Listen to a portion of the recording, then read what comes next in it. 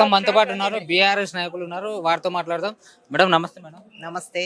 Madam ఇప్పుడు ఈ రోజు దీక్షా దివాస్ అనే ఒక కార్యక్రమం జరుపుకోవడం మీకు ఎలా అనిపిస్తుంది? అసలు గతంలో చూసుకుంటే కేసీఆర్ గారు దీక్ష చేసి తెలంగాణ తెచ్చారని, సో మీరు ఈ పండుగను జరుపుకుంటున్నారు, దీనికి ఎలా? నవంబర్ 29న దీక్షా దివస్. అది ఎలా సెలబ్రేట్ చేసుకోవాలి, ఆయన ఆయన ఎంత కష్టపడి మనకి తెలంగాణ తీసుకొచ్చారు, ఎంతమంది ప్రాణాలు అర్పిస్తే తెలంగాణ వచ్చింది అనే దాని గురించి అందరం కలిసి ఒక డిస్కషన్ పెట్టుకోవడానికని ఈరోజు ఈ మీటింగ్ పెట్టుకున్నాం. ఎందుకు పెట్టుకున్నాము?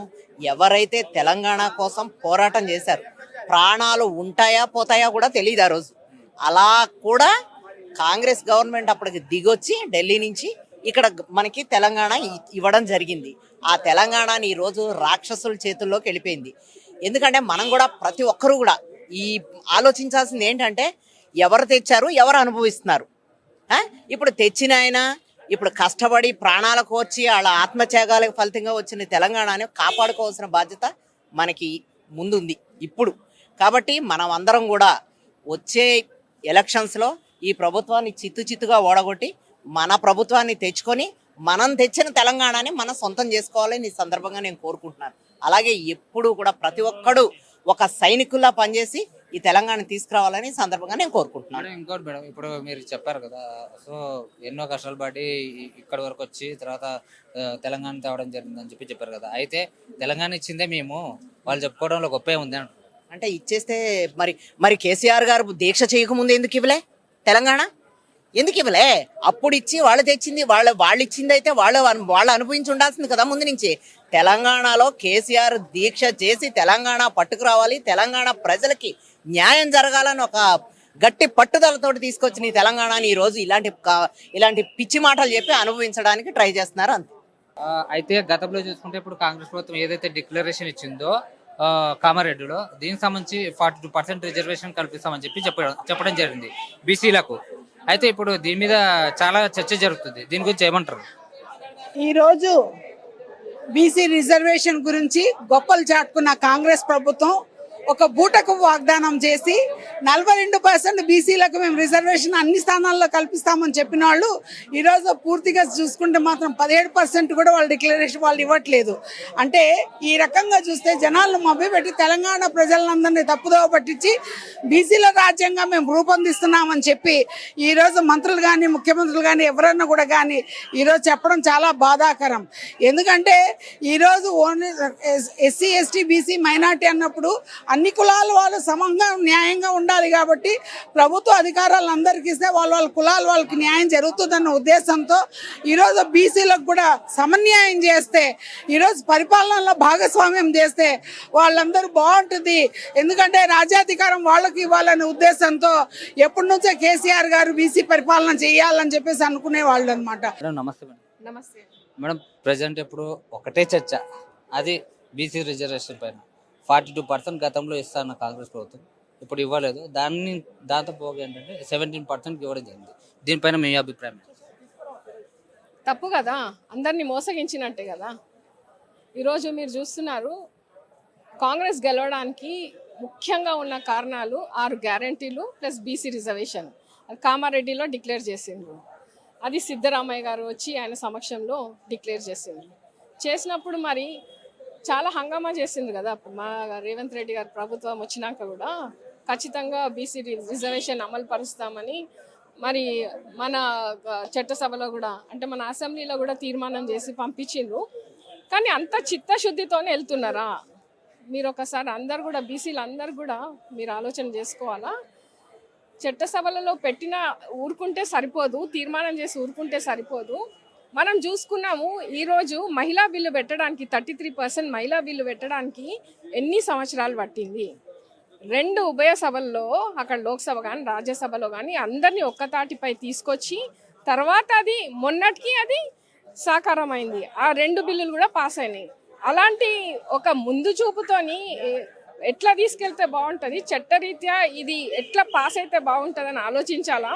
ఇది అందరికీ తెలిసిన విషయమే. ఒకసారి మనము తీర్మానం చేసినా కూడా అది ఎవరన్నా ఒకరు హైకోర్టు కన్నా సుప్రీంకోర్టు కన్నా వెళ్తారో అది వీగిపోతుందని ప్రతి ఒక్కరికి తెలిసిందే. ఇది అమలు కాదని. ఇది అమలు కావాలంటే చట్టరీత్యా ఎట్లా వెళ్ళాలి, మనము సెంట్రల్కి ఎట్లా తీసుకెళ్ళాలి, మరి కేంద్రాన్ని ఎట్లా ఒప్పించాలి అన్న దాంతో చిత్తశుద్ధితో పనిచేయాలి. మరి ఎన్నడూ కూడా మరి వాళ్ళు డిక్లేర్ చేసిన తర్వాత తీర్మానం చేసినప్పటికీ తూతూ మంత్రంగా ఆ కేంద్రం వైపు వెళ్ళారు కానీ నిజంగానే ఇది అమలు చేసే వైపు అయితే వెళ్ళలేదు. ఆఖరికి ఇవన్నీ చేసే క్రమంలో ఎలక్షన్స్ రానే వచ్చిన ఇప్పుడు పంచాయతీరాజ్ ఎలక్షన్స్లో మరి ఎంత అనాలిసిస్ తీసుకుంటే 42 అన్న దగ్గర కనీసం 22-23% అన్న ఇది వరకు ఉండేది. ఇప్పుడు మరీ 17% దిగజారిందంటే మరి ఏ పార్టీ చిత్తశుద్ధి ఉంది బీసీలకు? బీసీలు కూడా ఒకసారి అందరు కూడా దయచేసి సోదరు మన అందరిని కూడా మీరు ఆలోచించుకోవాలని నేను కోరుతున్నాను. ఇంతకుముందే ఏదైతే వీళ్ళు చేసిండ్రో వాళ్ళ ఎట్లాగో వాళ్ళ ఇచ్చిన గ్యారంటీలు అమలు కాలేవు, కనీసం ఈ రిజర్వేషన్స్ కూడా అమలు కాలేవు.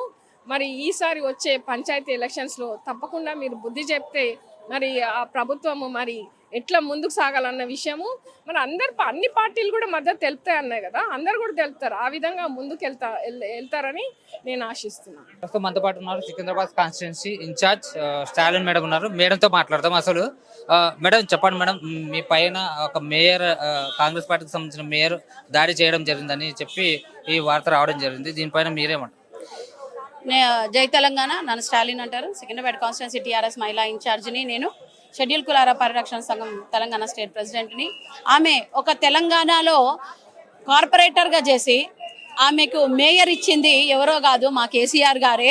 ఎందుకంటే కేసీఆర్ గారు కేకే గారికి ఇప్పుడు మేయర్గా పనిచేస్తున్న విజయక్క గారి తండ్రికి కేకే గారికి మన కేసీఆర్ గారు మాట ఇచ్చారు కాబట్టి ఆ మాట పొడగొట్టుకోకుండా ఆమెకి మేయర్ ఇచ్చారు. ఎంతో మంది ఉద్యమకారులు ఉన్నా కూడా ఆమెకు మేయర్ ఇచ్చినా కూడా మా పెద్ద ఆయన మాట తీయకుండా మేమందరం ఒప్పుకొని ఏకీభవించాము. అయినా కూడా ఆమెకు ఇంగిత జ్ఞానం లేకుండా, బుద్ధి జ్ఞానం లేకుండా టీఆర్ఎస్ నుంచి గెలిచి టీఆర్ఎస్ మేయర్ పదవిని తీసుకొని ఇప్పుడు అదే మేయర్ పదవిని ఒక కాంగ్రెస్ ప్రభుత్వంలో కూర్చొని మాట్లాడుతుంది. అది ఎంతవరకు కరెక్ట్ అని మేము అడుగుతున్నాము. నీ దమ్ముంటే, నీ ధైర్యం ఉంటే మేయర్ పదవికి ఫస్ట్ రాజీనామా చేయి, తర్వాత మళ్ళీ గెలిచినాక అప్పుడు నువ్వు మేయర్ పదవికి ఎక్కడం అంటే కరెక్ట్ అవుతుంది. కానీ ఇప్పుడు అడ్డగోలుగా ఆడాలని తిడుతున్నావు కదా, ఇంతకు ముందు నువ్వు ఏడున్నావు అన్నది మర్చిపోకు. తెలంగాణకు నువ్వేం ఉద్యమకారురాలువి కావు, నువ్వు ఏ రోజు ఏమి తిరిగి ఓట్లాడుకునే దానివి కాదు. నేను కూర్చోబెట్టి అందులో మెక్కిచ్చింది మా కేసీఆర్ గారు, ఈ విషయం మర్చిపోదు. ఇంకోసారి సభలో ఆడవాళ్ళని గిట్ట ఇష్టం వచ్చినట్టు మాట్లాడితే విజయ గారు మిమ్మల్ని కూడా ఊరుకునేది లేదు. ఆడవాళ్ళని చెప్పేసి ఇప్పటివరకు ఊరుకున్నాం. మొన్న మా కార్పొరేటర్ సునీతని కానీ కవితని కానీ ప్రతి ఒక్కరిని ఘోరంగా మాట్లాడుతుంది. చెయ్యి చూపియద్దు, మా తెలంగాణ భాష ఇట్లనే ఉంటది, ఇంతే ఉంటాము. మేము చెయ్యి చూపిస్తాం, మీలాగా లండన్ లో చదువుకున్న వాళ్ళం కాదు. ఇక్కడ ఉద్యమం చేసి ఆ ఆకలికి దప్పికి మేము కష్టపడి తెలంగాణ సంపాదించుకున్న వాళ్ళం కాబట్టి ఆ బాధ ఏందో మాకు ఇక్కడ తెలుసు. నీట్ గా కూర్చొని సీట్లో కూర్చొని అది కాదు నువ్వు చేయి చూపేది అవన్నీ బంద్ చేసి ఫస్ట్ ప్రజలకు ఏం చేయాలన్నది నేర్చుకో. ఫస్ట్ మేయర్ పదవికి రాజీనామా చేసి మళ్ళీ కొట్లాడి మేయర్ తెచ్చుకో, అప్పుడు నువ్వు మేయర్ అని మేము ఒప్పుకుంటాం. అంతవరకు నోరు తెరిస్తే మాత్రం ఖబర్దార్ బాగుండదు. విజయలక్ష్మి చెప్తున్నా. దీక్షా దివాస్ అనే ఒక కార్యక్రమం నిర్వహించబోతున్నారు. సో ఏ విధంగా జరగబోతుంది? ఏ విధంగా అంటే ఆ రోజు దీక్షా దివాస్ ఉంది నవంబర్ 29కి మార్నింగ్ 10 o'clock వరకు ఇక్కడ రావాలి. మా అడ్డగుట్ట డివిజన్ నుంచి 100 మెంబర్స్ని తీసుకొని ఇక్కడికి వస్తామండి మేమందరం. ఇప్పుడు చూసుకుంటే బీసీ రిజర్వేషన్ గురించి మనం మాట్లాడుకుంటే గతంలో చూసుకుంటే కాంగ్రెస్ ప్రభుత్వం ఏదైతే ఉందో 42% రిజర్వేషన్ కల్పిస్తామని చెప్పి చెప్పడం జరిగింది. దీనిపైన చూసుకుంటే ఏ విధంగా చూడొచ్చు? ఏ విధంగా అంటే ఇప్పుడు 42% ఇస్తామంటున్నారు కదా, ఇప్పుడు అసెంబ్లీ అయినప్పుడు అప్పుడు ఇస్తారనుకుంటున్నాను. ఇప్పుడు అంటే లైక్ వాళ్ళు అన్నది ఏంటంటే 42% ఇస్తాము, అందరికి బీసీలకి మేము న్యాయం చేసే విధంగా చేస్తామని చెప్పి చెప్పడం జరిగింది. అయితే వాళ్ళు 70%కి ఇవ్వడం జరిగింది బీసీ రిజర్వేషన్. దీని మీద మీ అభిప్రాయం? అదే కదా, ఇప్పుడు వాళ్ళే ఉండాలని చూసుకుంటారు. మరి ఎస్సీ ఎస్టీ వీళ్ళు కూడా ఉండరు కదా, వాళ్ళకు కూడా కొంచెం పెంచితే బాగుంటుందని నేను అనుకుంటున్నాను. ఇంకోటి ఏంటంటే మేడం, ఇప్పుడు ఏదైతే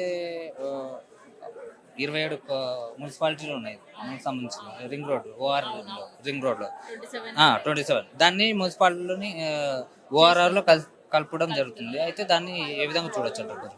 మొన్న మేయర్ గారు ఏం చేశారు చెప్పారు, ఇట్లా 27 కలుస్తున్నాయని చెప్పి. దాని గురించి ఒక చర్చ పెట్టలేదు, మీ అభిప్రాయం ఏమి కూడా చెప్పలేదు మేడం. ఒకసారి చెప్పినుంటే మేము కూడా ఏమో చెప్పగలుగుతున్నామే అనుకుంటున్నాం. అట్లా ఒకటేసారి సడన్ గా ఓకే చేసేసిండ్రు మేడం, మేయర్ మేడం. ఇప్పుడు ఫైనల్గా ఏం చెప్పదలుచుకున్నారు మేడం? అంటే లైక్ ఇప్పుడు అది బీసీ రిజర్వేషన్ గురించి కావచ్చు, లేదంటే మీ పార్టీ తరఫున కావచ్చు, లేదంటే ఇప్పుడు ఏదైతే మున్సిపాలిటీలో కలుపుతున్నారో అలాగే సంఘాలను కూడా కలుపుకోవడం జరిగింది. దీనిపైన మీ ఫైనల్గా ఏం చెప్పదలుచుకున్నారు? ఫైనల్గా చెప్పాలంటే బీసీ వాళ్ళకి కొంచెం రిజర్వేషన్ అటు ఇటు అవుతుంది కాబట్టి వాళ్ళని చూసుకోవాలి, మిగతా వర్గాలు కూడా కలుపుకోవాలని నేను అనుకుంటున్నాను.